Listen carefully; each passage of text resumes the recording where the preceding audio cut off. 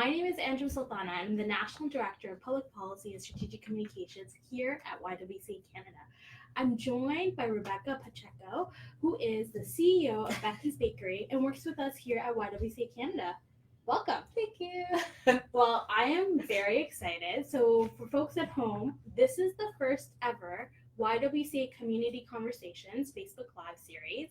And what we're hoping to do with this series is to start to break down the issues that impact young people across the country, women, girls, and their families. And we want to talk about issues that are important to you. So we're excited to have Rebecca join our first session. And today we're going to be talking about entrepreneurship. There is this emerging push towards hustle culture, startup life, the commodification of social media action. And we want to talk about what this means when we also know how important community building is, collective care, and economic justice. So today I'm going to chat with Rebecca, and we're also going to be icing these incredible cookies. I'll just see if I can show you folks a bit. These are some of the cookies that Rebecca has made. Don't worry, when we're done icing, I'll show you and I'll eat it and you'll feel jealous. But then you'll head over and learn more about Rebecca's work. So how are you feeling? Good. A little nervous. This is my first live appearance. So I do have some notes, just as a comfort mechanism more than anything. Yeah. But yeah, I'm feeling good. Excited that I get to share cookies with more people and that we get to do live action as we are live. Exactly. And so I'll just tell the folks at home, I love cookies.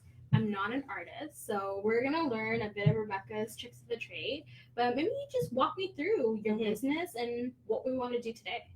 So I bake and decorate cookies mostly. So today we're going to live the life of Becky's Bakery. Yeah. This is a vanilla sugar cookie, and we have lemon royal icing. We have two different consistencies of the icing. So you have your thick icing, which you'll use to outline your cookie and do details. And then you have your thin icing, which you'll use to kind of literally basically color in your cookie. And then you can add designs either while it's still wet, or you can wait for the top layer to dry and you can add designs on top. Cool. I was thinking maybe I would do kind of a conversation heart. But specifically for today, I would do a Galentine's theme message. Yeah, there's some info there. So yeah, it's basically totally up to interpretation. And I always say that regardless of what it looks like, it's going to taste the same. So even if it doesn't look like you imagined in your head before you started, it'll still taste as good regardless of what it looks like. So, okay. And that's the end goal, is to eat the cookie. So the taste is most important. Yeah. But the journey should be hopefully a little fun and an artistic way to express yourself through cookie art. That's what we'll be doing today. Okay, sweet. And and I guess a reason why I was really excited to have you join for our first session, especially on Galentine's Day, I think when I think about Valentine's Day and romantic love, sometimes that's prioritized around the community connections and our friendships and our connections with people outside of romantic relationships. And I think at this office, we really value community conversations and collective care. And so, yeah, I'm excited. And I think this is such a great activity to learn about each other, but also support each other. So I'm my favorite color is purple, so I think I'm gonna go with that. That works. And this, yeah. And then maybe I'll take a heart because it's all about community love, community care. And I was wondering, even maybe for the folks at home too, what brought you on this journey? How did you decide to found Becky's Bakery? What was that journey? Yeah, so Becky's Bakery is about a year and 2 months, 3 months-ish old. And to be perfectly honest, it started, I kind of fell into it. But I attribute it to two major things. One is my love for the Food Network and all the baking shows. Yeah. So I watch Cupcake Wars, Cake Wars. I watch all the baking championships. There's spring, there's holiday, Halloween, kids baking championship. I watch all the baking championships. There's gingerbread making championship. I watch all of the baking. So that for sure is one. And then the second one I attribute to my mom. Shout out to Mom. Hey, Mom. That she has this relentless need to post everything everything I do on her Facebook.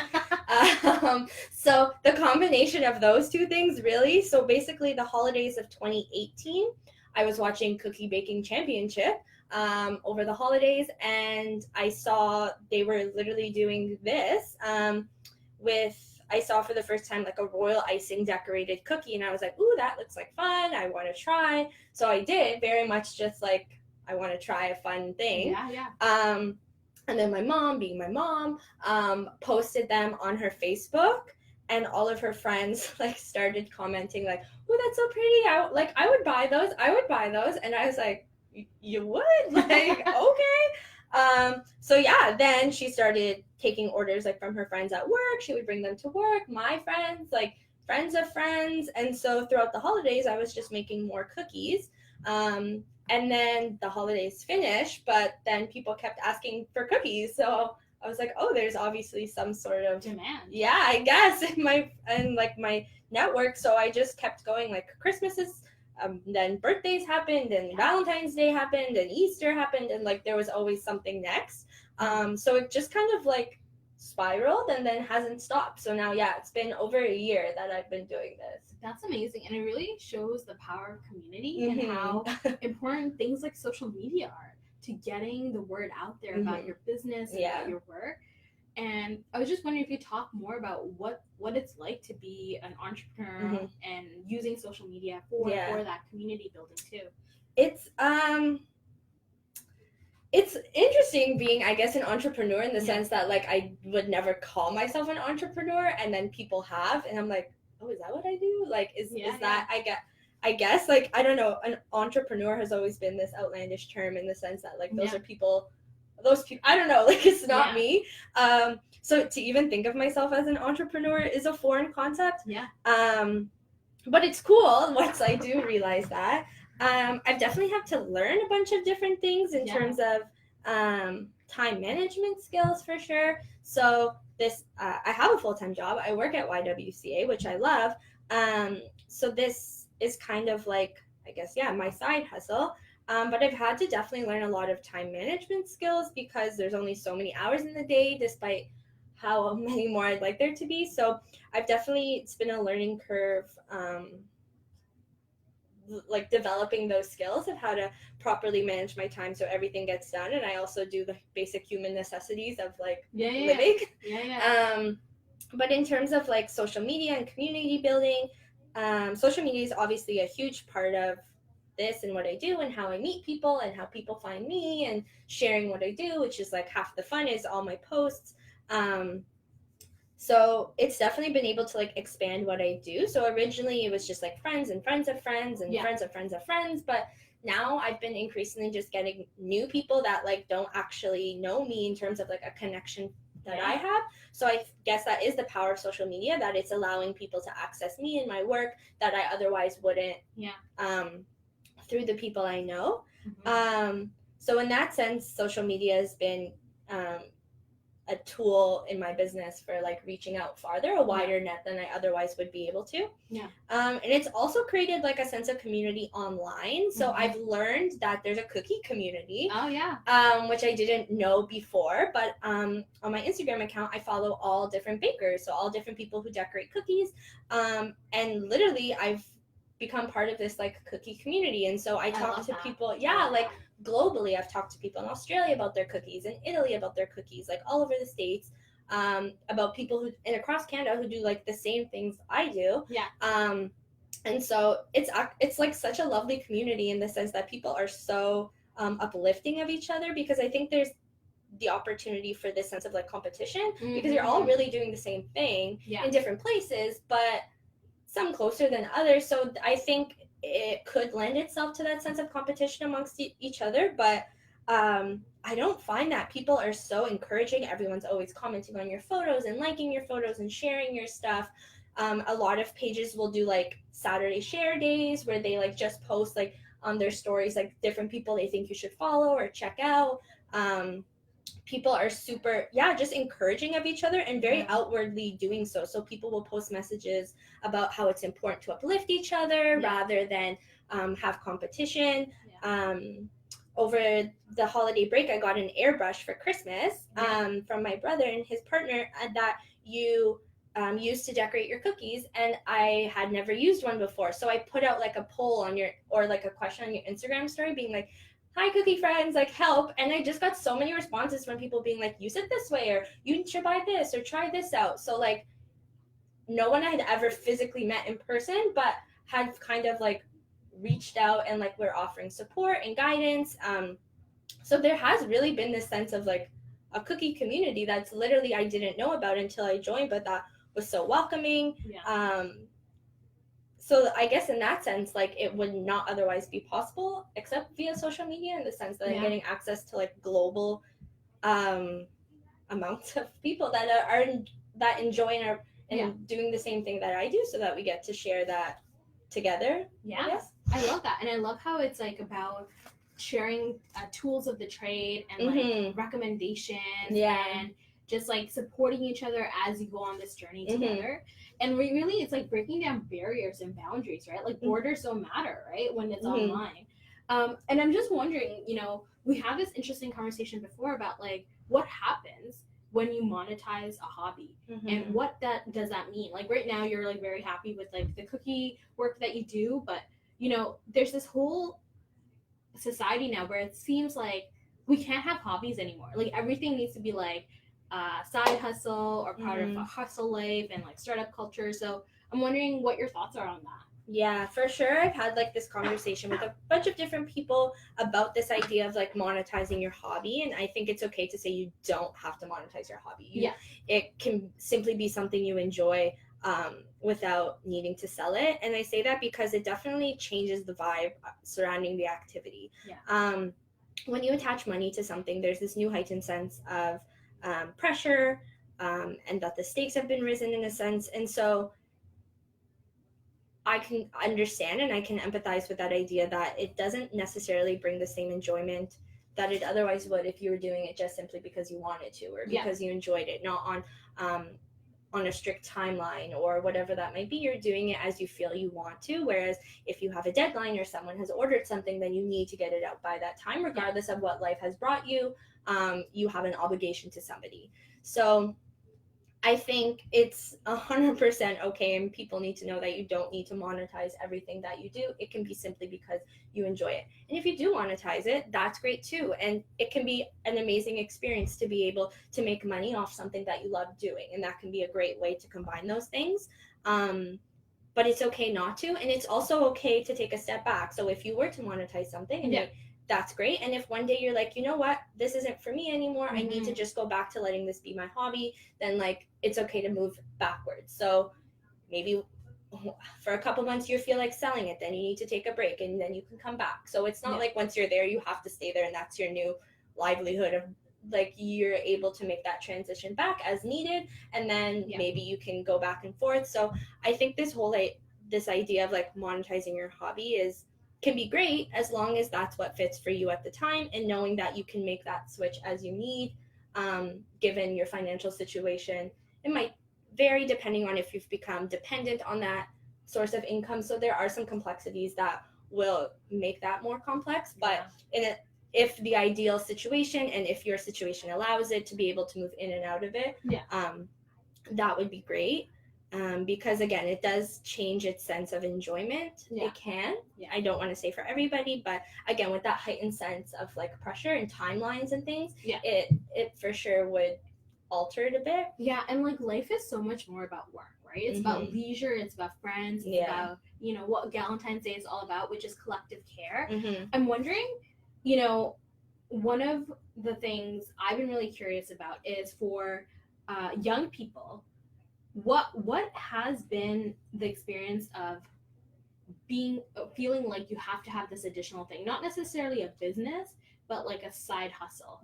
And where is that coming from? And what can we do better as a society to make people feel okay that your hobbies are enough, your leisure is enough?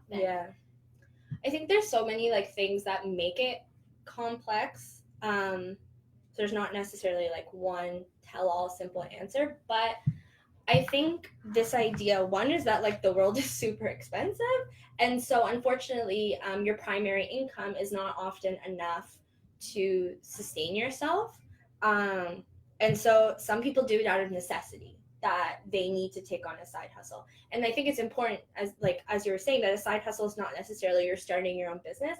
I would consider a side hustle taking on a part-time job in addition to what you're already doing. So it's anything other than like I think like your primary job that you're taking on. And so some people do that out of necessity. It's important to realize that for some people, in order to sustain themselves or their family or whatever situation they might be in, that they're needing to take on that additional role, because finances.